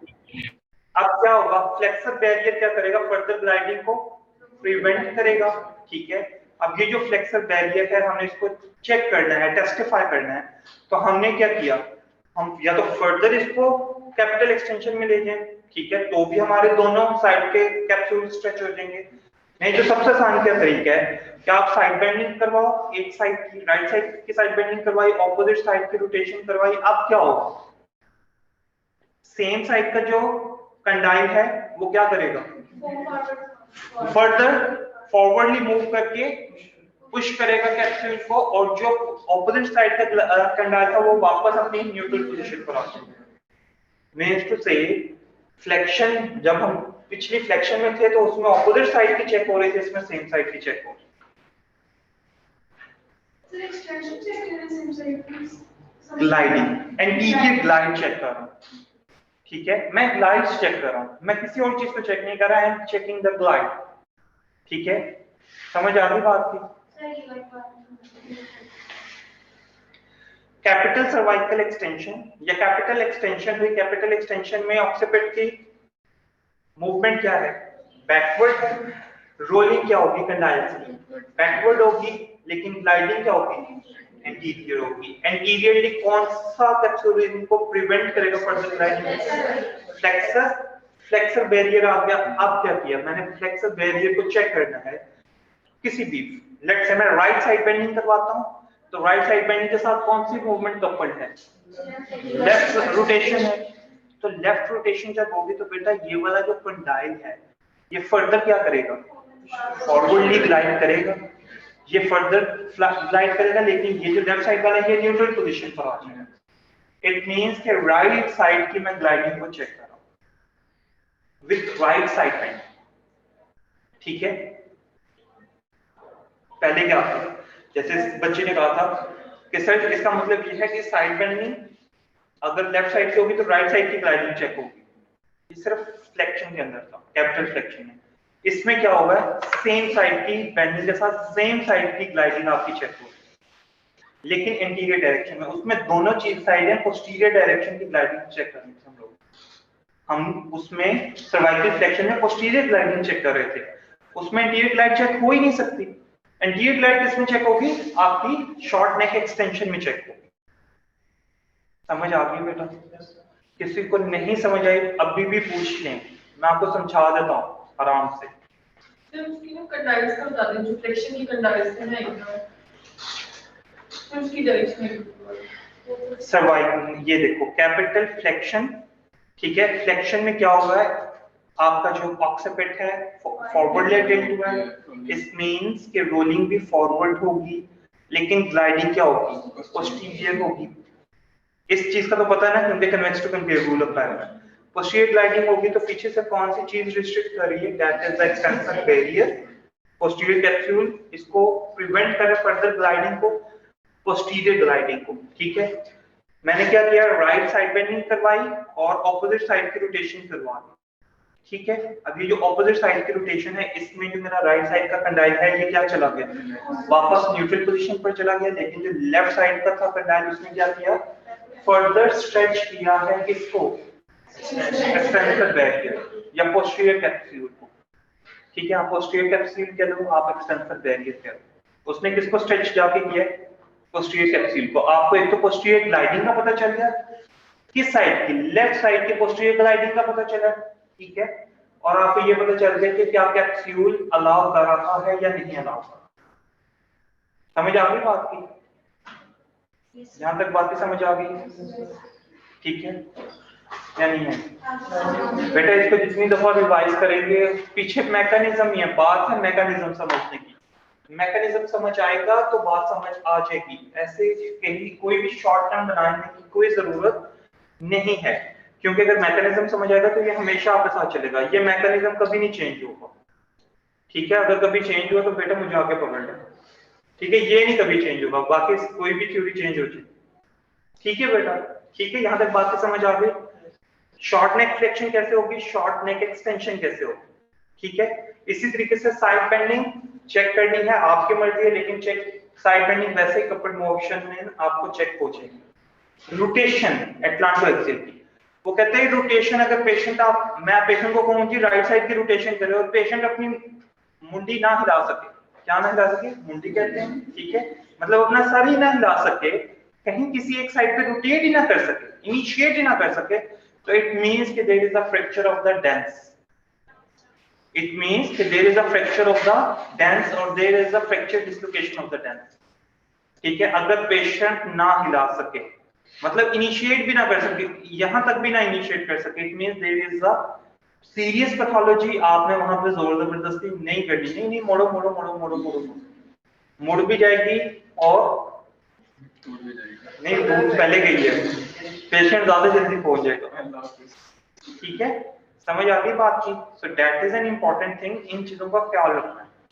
ठीक है, सही है, यहां तक बात की समझ आ गई। तो रोटेशन में आप सिंपली क्या कर सकते हो, पेशेंट को एक्टिवली रोटेट किया उसने, ठीक है, पैसिवली रोटेट करवा के देख लें। पैसिवली रोटेट करवा के आपने क्या चेक करना है, यहाँ पे एंडफील्ड तो आपको चेक होगी नहीं, क्योंकि एंडफील्ड तो चेक होगी एक्सट्रीम्स के ऊपर, और एक्सट्रीम्स हमने चेक नहीं करनी, हमने तो एटलांटो एक्सियल जॉइंट चेक करना है। हम 45 डिग्री की रोटेशंस करवा कर देखेंगे। ठीक है, क्वालिटी ठीक है या नहीं ठीक। अब यहाँ पे क्वालिटी का कैसे पता चलेगा, ठीक है, देखो आपको खुद फील होगा, इस बच्चे को भी फील हो रहा है, ठीक है, लेकिन इस बच्चे को तब तक फील नहीं होगा जब तक मैं बताऊंगा नहीं। इसकी रोटेशन करवा रहा हूं मैं, इसकी रोटेशन बेटा इजी रहना, आप रोकना नहीं, रोटेशन करवा रहा हूं, इसकी रोटेशन में देखें कहीं एक इशू आ रहा है, लेफ्ट साइड पे कम हो रही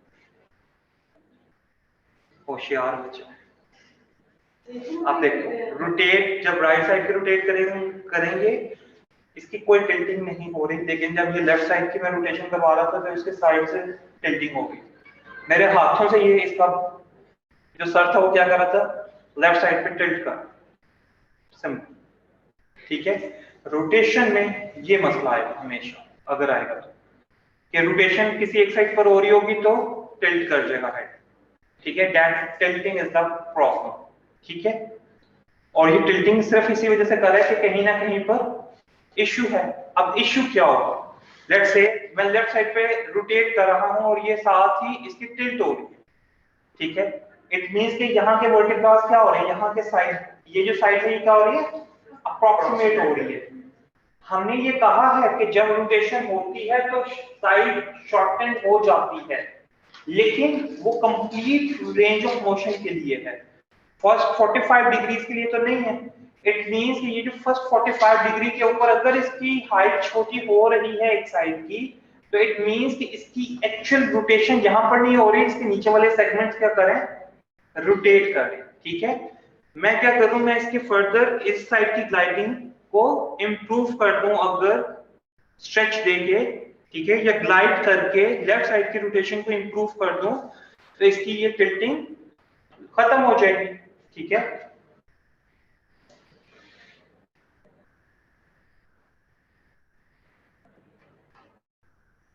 Is it painful? Stretch आ रहा है? हल्का सा आ रहा है। Is it painful? नहीं, Stretch. शील्स लग रहा है। ये restricted है आपकी। यहाँ पर ये पॉइंट है, रेफरेंस पॉइंट है, ठीक है। यहाँ पे ये रेफरेंस पॉइंट आ गया, ठीक है। It is much closer to the shoulder, लेकिन यहाँ पे ये क्या है, इट इज मच अवे। मैं इसको फर्दर रोटेट करूंगा तो इसका ये जो शोल्डर है ये पीछे की तरफ मूव करना शुरू कर दिया। मैं इसको रोटेट कर रहा हूँ तो इसका ये वाला जो शोल्डर है ये पीछे की तरफ रोटेट करना शुरू कर दिया है। इसका मतलब क्या है कि इसके इस साइड के रोटेशन में इश्यू है। सिंपली आपने इस साइड के रोटेशन को क्या कर देना है, इंप्रूव कर देना सिंपल ग्लाइडिंग से, आपको पता चल जाएगा। ग्लाइडिंग हमेशा किस डायरेक्शन में देनी है, बम की डायरेक्शन। किस डायरेक्शन में, बम की डायरेक्शन में। That was backwards, upwards and medially, ठीक है। फेसर जॉइंट का जो ओरिएंटेशन है that is towards the I. Phasor joint की जो ओरिएंटेशन है ना बेटा, that is towards the I, just like this. ये याद रखना है। सर्वाइकल स्पाइन में फेसर जॉइंट की ओरिएंटेशन क्या है, टुवर्ड्स द पेशेंट आई। अगर मैं इसको ऐसे ग्लाइड करूं जस्ट लाइक दिस, ये ग्लाइड करूं या ये ग्लाइड करूं, मैं ऐसे ग्लाइड करूं, कोई फर्क नहीं पड़ेगा। पेशेंट कह रहा है ये आपका अंगूठा लग रहा है, वैसे भी लगेगा लेट से, लेकिन आपको पेशेंट बेचारा ये कहता रहेगा नहीं यार मुझे ना इसकी दर्द ज्यादा है, अपनी दर्द मुझे भूल गई, ठीक है। तो करना क्या है, अपने थंब की डायरेक्शन को क्या करना है, टुवर्ड्स द आई, ठीक है, towards the I, just like this, ठीक है। कभी भी पैरेलल इस तरीके से ग्लाइडिंग नहीं देनी, हमेशा फेसर जॉइंट की ओरिएंटेशन। ये देखो ये है, ठीक है, तो टुवर्ड्स द आई, ठीक है, जस्ट लाइक दिस, ठीक है। ये ग्लाइड देना, वो जो भी सेगमेंट होगा आपने ट्रांसवर्स प्रोसेसेस के ऊपर हाथ रख के आपने क्या करना है, टुवर्ड्स द आई ग्लाइड देनी। ये मैं सारी पैल्पेशन आपको नेक्स्ट जो हमारा mid to lower cervical spine है मैं उसमें पैल्पेशन करके दिखा दूंगा कि जी C2 कैसे लोकेट करना है, C3 कैसे लोकेट करना है, 4 5 6 7 कैसे लोकेट करना है। समझ आ गई बात की। लेकिन ये चीज इसलिए जरूरी है कि ये याद रखना है कि ग्लाइडिंग हमेशा किस डायरेक्शन में देनी है, टुवर्ड्स द पेशेंट्स आई, ठीक है, सर्वाइकल स्पाइन की। याद रहेगा सर ऑपोजिट साइड की तरीके पहले रोटेशन करवाएंगे जहां अफेक्टेड साइड है, उस ऑपोजिट हम रोटेशन करवाएंगे, देन हम लेफ्ट की नहीं, लेट्स से यहाँ पे कोई ऑपोजिट और सेम साइड का इशू नहीं। एटलांटो एक्सिल की बात होगी तो एटलांटो एक्सिल में सिर्फ आपने देखना है कौन सी साइड की रोटेशन का इशू, ठीक है। मैंने फर्स्ट 45 डिग्री में देख लिया कि इसकी इस साइड पे टिल्टिंग हो, तो मैंने इसकी लेफ्ट साइड की रोटेशन को क्योंकि इंप्रूव करना है तो मैं यहाँ से पुश करूंगा तो ये लेफ्ट साइड पे इसके वर्टिब्रा रोटेट करेंगे। नेक को ना देखो, यहाँ पे वर्टिब्रास को देखो, वर्टिब्रा तो ऐसे रोटेट कर रहा है, तो मैं यहाँ से इसको धक्का लगाऊंगा, इस ट्रांसवर्स प्रोसेस पर पुश करूंगा तो ही मैं इसकी फर्दर उसको कर सकता हूँ। या मैं एंटीरियरली इसको ग्लाइड दे दूं, ठीक है, यहाँ से एंट्रो पोस्टीरियर डायरेक्शन में ग्लाइड दे दूं, या मैं पोस्टो एंटीरियर ग्लाइड देनी है तो फिर मैं पोस्टो एंटीरियर की इस साइड से दूं, एंट्रो पोस्टीरियर की मैं इस साइड से दूं, जस्ट लाइक, ठीक है, क्योंकि मैंने इसी साइड की रोटेशन को इंप्रूव करना। अगर मैंने इस साइड की रोटेशन को मूव करना है तो मैंने ये ग्लाइड देनी, फिर ये पोस्टो एंटीरियर ग्लाइड मैं लेफ्ट साइड से दूंगा और एंट्रो पोस्टीरियर ग्लाइड मैं राइट साइड से दूंगा, क्योंकि मैंने इधर की रोटेशन को इंप्रूव। ये देखो, नहीं बैठे राइट साइड की रिस्ट्रिक्टेड है तो मैं एक पुश यहां से कर रहा हूं, ये एंट्रो पोस्टीरियर है, सेम साइड से एंट्रो पोस्टीरियर और ऑपोजिट साइड से पोस्टो एंटीरियर, ठीक है। अगर मैंने वापस रोटेट करना है राइट से, ठीक है, तो मैं क्या कर रहा हूं, यहां से एंट्रो पोस्टीरियर ग्लाइड दे रहा हूं और यहां से पोस्टो एंटीरियर ग्लाइड। समझ आ गई? हाँ तो रिस्ट्रिक्शन आ रही है सर, हम C1 को करेंगे ग्लाइड करेंगे। अगर फर्स्ट 45 अगर मूवमेंट शुरू ही नहीं ना हो रही, ठीक है, तो फिर तो हाथ नहीं रहना, फिर एक्सरे करवाना है। अगर लेट्स से मूवमेंट शुरू हो गई और आपको लग रहा है कि देयर इज अ टिल्टिंग, ठीक है, तो फिर C2 को रोटेट करवाना है, ठीक है, C2 को रोटेट करवाना है या C1 को भी करवा सकते हो, डिपेंड करता है आपके ऊपर, ठीक है। Mainly that is the function of the C1 कि C2 क्योंकि स्टेबल है तो C1 को H+ को रोटेट करवा, ठीक है। आप C2 को भी करवा सकते हो। सर C2 तो स्टेबल है और इसको आगे भेज दिया आपने, ये ज्यादा हो जाएगा।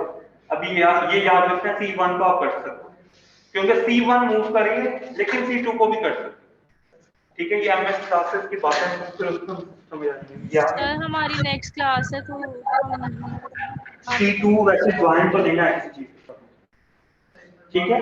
So this is the main examination.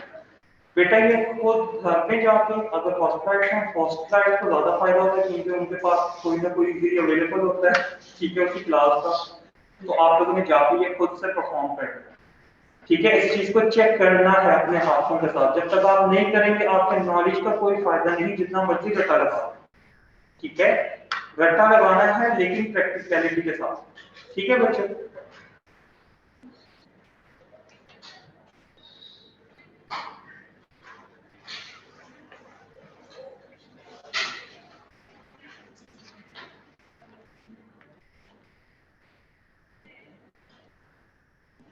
Okay बच्चे जा सकते हो। अल्लाह हाफिज़।